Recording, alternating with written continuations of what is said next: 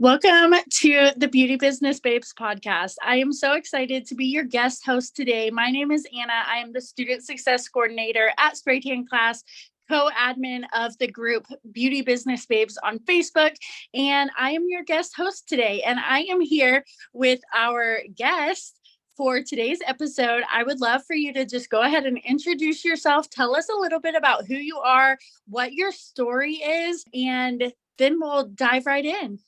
Okay, well, thanks so much for having me. My name's Kavita Sahai. Company is K Sahai, and it's a clean wellness and beauty brand. Awesome. How did you get into that?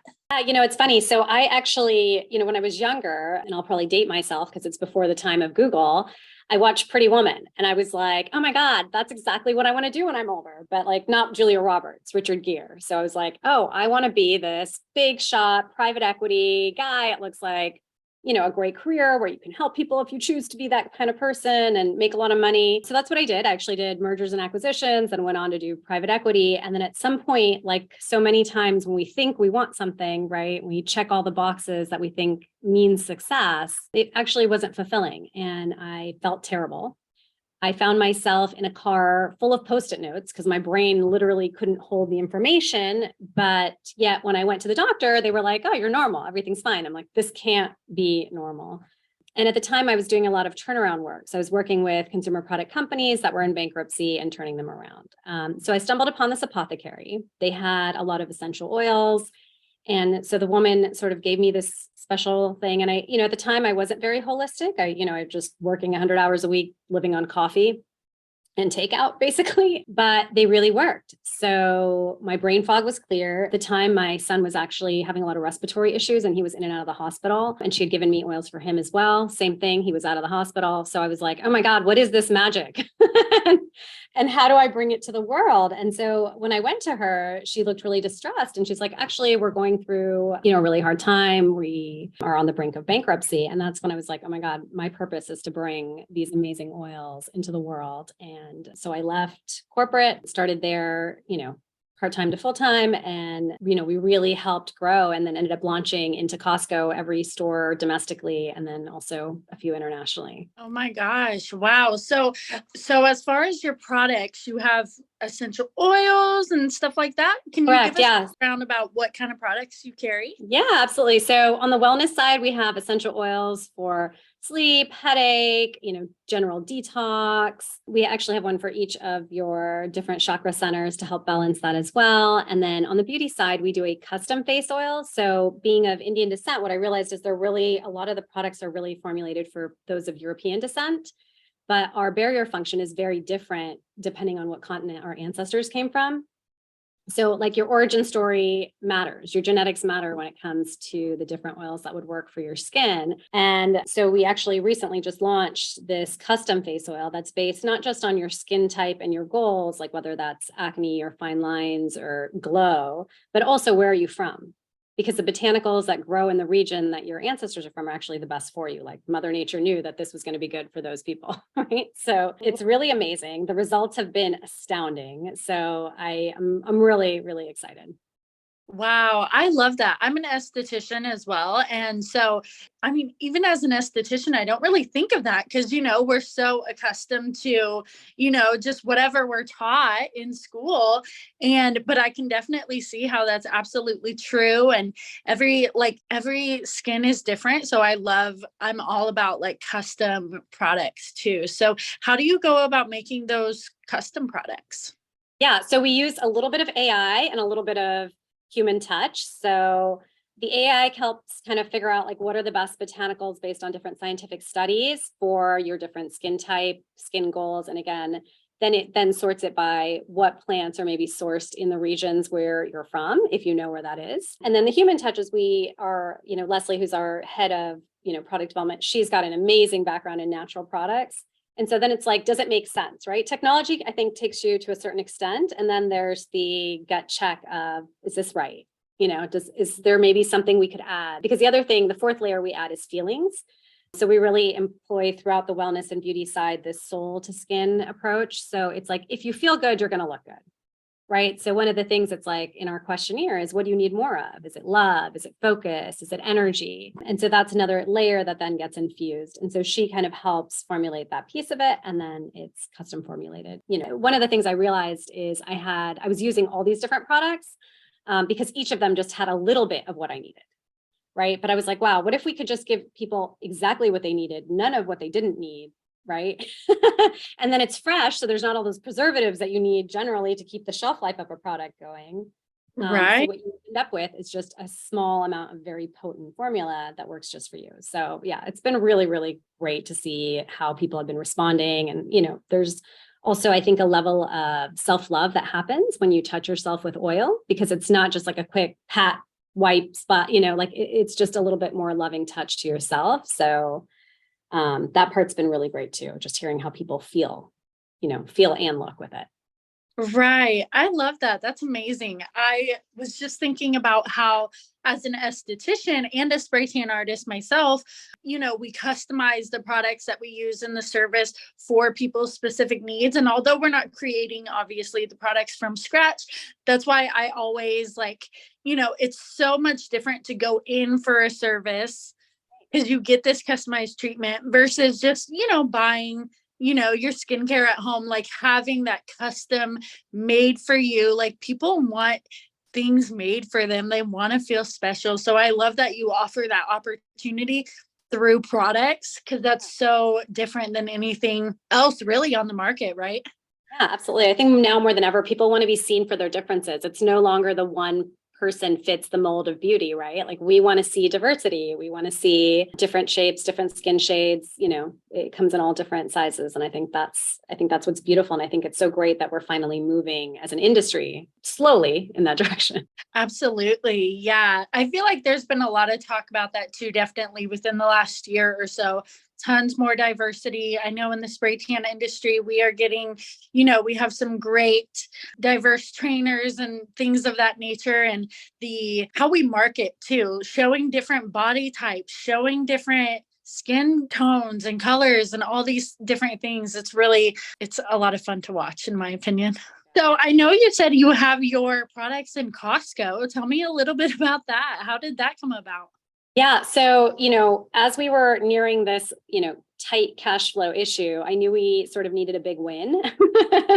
And so, my big advice to other people who are kind of in that situation, sometimes we think too small. And I think as women, sometimes we just don't think big enough. Right. And so I was like, well, what would be the biggest order? Like, where would I go? And it would just be an immediate run. Right. So you think of places like Sephora or Ulta or, just big box retailers. Right. And at the time it felt like, there's no way, right? There's no way but I was like, well, what if we just try?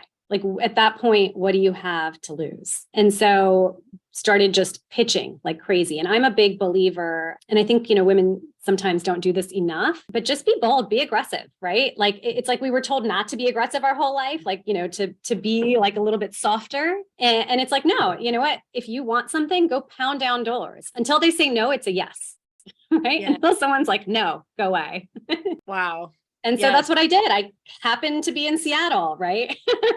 And, every weekend for, whatever. I didn't actually go until they told me they were free, but I was like, hey, I happen to be in the area. Right?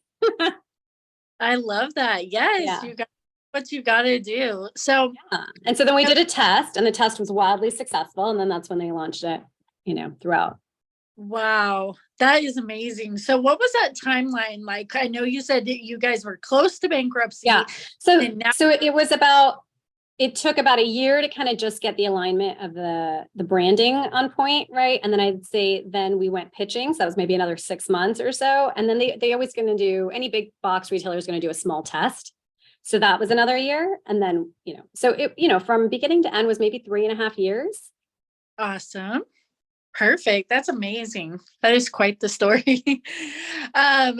So I feel like, we know a little bit about your company so far and, that timeline, but how has it been stepping into running your own beauty brand emotionally, physically? Like, how has that impacted your personal life? Have you always been in entrepreneurship and stuff like that? Or is this, I think you had a corporate background. Yeah. Right? Yeah. No, I actually went from, everything but being the entrepreneur. I just got to tell the entrepreneur what to do, right?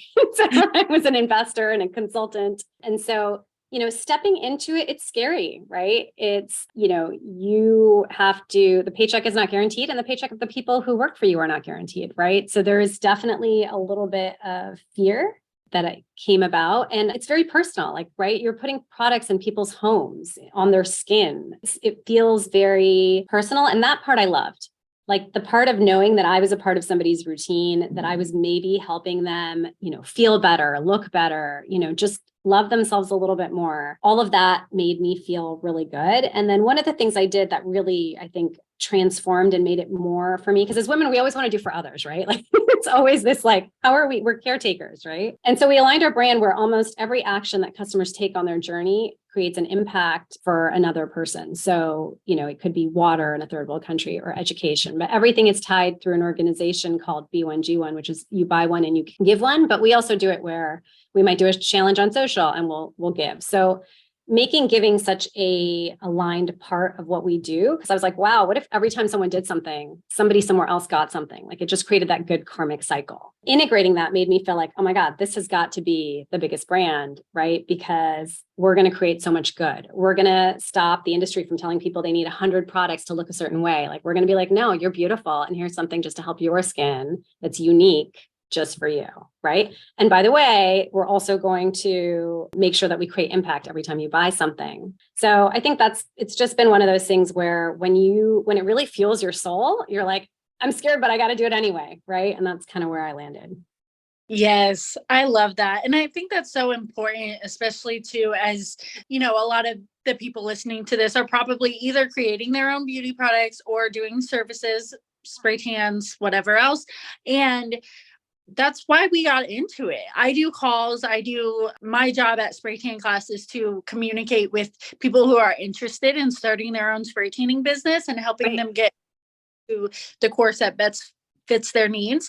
And in that, I hear a lot of these same stories. I love to make people feel good. I want to create positive impact. And I don't know where to start, or this is what I feel called to do. And, having that intention, purpose, and a strong enough why is really what's going to help you move the needle forward. Because if you're doing something that feels forced and doesn't make you feel good, you just won't do that much good for others. And so I think in the beauty and wellness industry as a whole, we're really lucky that we get to create a lot of impact, because being able to make someone feel good is just so, so important. And I think it's such a ripple effect. Absolutely. It is. Yeah, no, I think the beauty world, there's definitely this opportunity to do so much good and promote so much self-love. So it's absolutely. I love it. Well, this has been just so eye-opening and mind-blowing. So I know you've built this amazing brand, and I know you did give a little bit of advice earlier about just go knock on those doors. But if you had to give another piece of advice to someone building their own brand in the beauty and wellness industry, would you have any other great nuggets to give? Obviously, like we talked about, you want to have your why, because the entrepreneurial journey is very unlike what sometimes other journeys can be like in corporate, where you're just kind of climbing this ladder. It is all over the place. So you are up, you are down, you really have to be aligned with your why and feel very strongly, because there's been 100 times when I was like, should I just give up? Should I just go back? This is so hard. Why is this so hard? But knowing why you're doing it and feeling really good about that, even when times are tough, I think that's, the biggest thing, right, is resilience. And then two, as I mentioned, be aggressive. If you want something, you got to go out and get there. And I think don't be afraid to ask. My whole life has sort of been shaped by this ability of random conversation. So I'd say my other piece of advice is, have random conversations, talk to people. If you're struggling with something, mention it to someone. They might know somebody. When I first got my step into, the way I even found the apothecaries, I was complaining about it to somebody else. I was like, hey, I'm having these health issues, right? And it was at a random networking. It's not even the person I knew that well, but I just am a big believer in, if you need something, you should just be talking about it. right? And then that power of that random conversation is what's going to get you to that next step, so with that comes networking, which I think is another really big piece of it. Yes, relationships are so key. And I feel like I could be wrong here. There's no scientific proof, but I personally am an introvert. So I imagine that a lot of entrepreneurs are introverts because we don't like working with, not necessarily that we don't like working with the team, but we're more intentional about the people that we work with. We're creating our own teams, or, a lot of, I personally have ADHD, and I know that like as an entrepreneur, like I use that as my superpower. So I feel like a lot of entrepreneurs might be a little more, maybe not introverted, but a little more self-aware and more, like I said, intentional with who you bring in. And when I started my business, I just really was not big on building relationships or networking or, anything like that. And it really stalled me for a long time. And then when I started, breaking out of my shell, going to more networking events, creating more meaningful relationships, showing my face on social media, like all of these things have made such a huge impact because relationships are everything. And there's this quote that goes something like, networking will open doors that a degree never could, for example.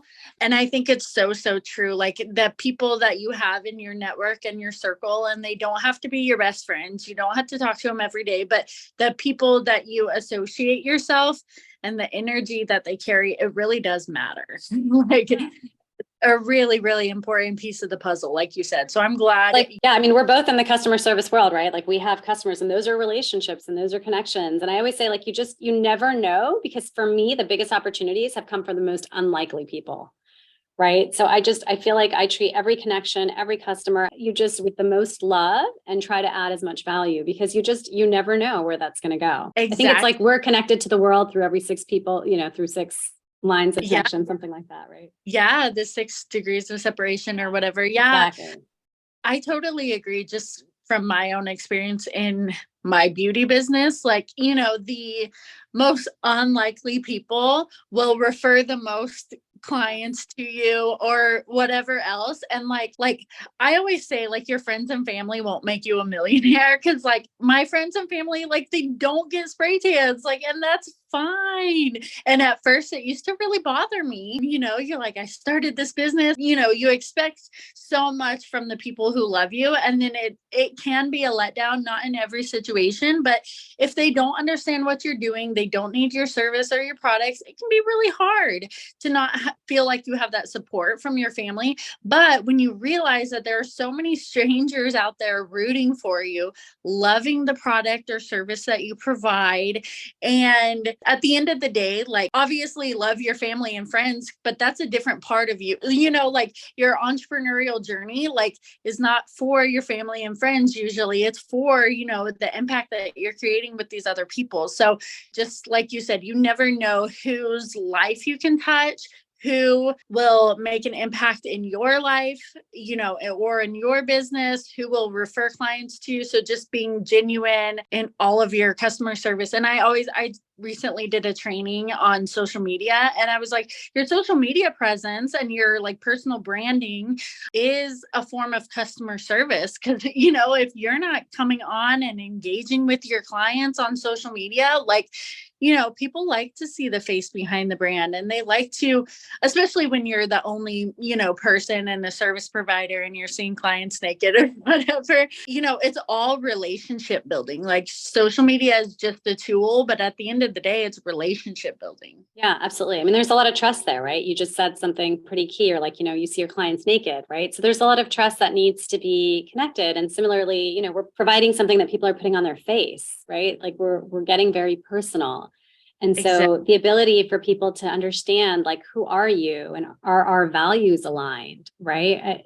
Can we find our tribe? And like you said, you have the tribe you're kind of born with, which is like your family, but then it's like these other tribes of people who are just really aligned and saying, I want to do things the way that's ethical. I want to do things in a way that helps people and the planet. And those people, what's great is those bonds that you form and the connections that they have, it's a ripple effect really quickly. So we found that once we found the right community of people who are like, yeah, we want to buy ethical beauty, we want to do what's right for my skin, but also for the planet. It was like a stronger circle, a stronger tribe, as you would say. Yes. For the business. Exactly. And you will attract those people too, as long as you are staying firm in those values and your morals.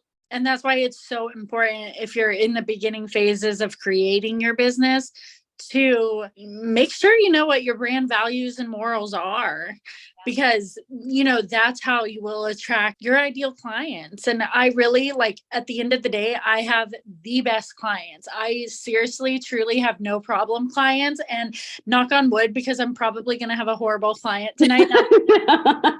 I feel that the work that I put out and the energy I put out, the love and intention and purpose that I pour into my business, it all comes right back to me as well. So at the end of the day, it's not about me, obviously, but you do have to run your business in alignment with your brand values, or else you're going to be burned out. You're going to be attracting the wrong clients, all of that bad stuff. Well, that's the thing. I always tell people, I was like, whether you're in alignment or not, depending on whether you're feeling frustrated, bitter, right? If you're having these feelings more than once in a week, then you're probably not in alignment with where you're working or what you're doing or what you're using even, like, I think a lot of times we just do what's mainstream, and maybe that's not what's really right for you specifically. Right. And then we start having these feelings, and it's like, oh, why are we having all this, frustration or bitterness? And it's like, okay, well, you're probably not in alignment. You're probably not living in alignment or working in alignment with your true values.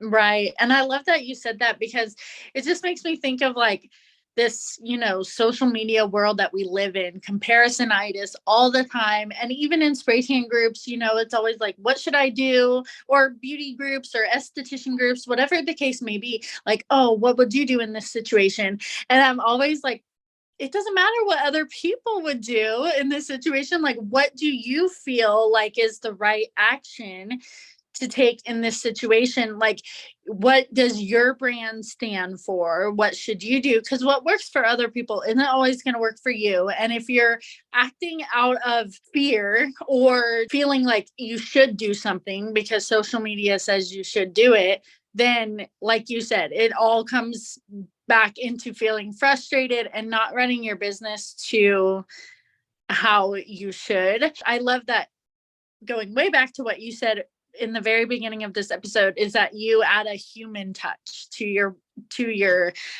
product creation process, because at the end of the day, you should be being a human first. You're not a salesperson first. You're not a spray tan artist first. At the end of the day, like, you are running a business, but you're a human running a business, and letting that dictate how you run your business is such a better way. And I feel like we're in this society of like, you should do this and run your business like this, and you have to be on social media all the time. And it's just exhausting, if I'm being honest.